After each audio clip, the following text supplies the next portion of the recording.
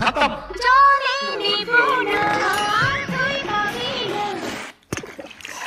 আরে বাবু তোকে খান করে দিই ঠিক ছোটবেলার মতো তুই তুই করে বুঝবি আপনি জানেন না ওই পাড়ার পুকুরে নামুন ওটাই আপনার কাছে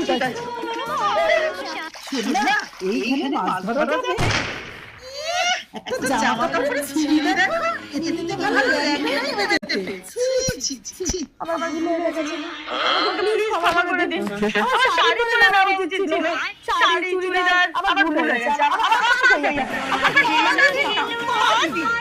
ক্ষমা চাই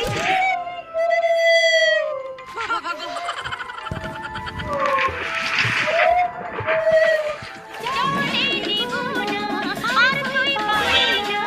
5 minutes later.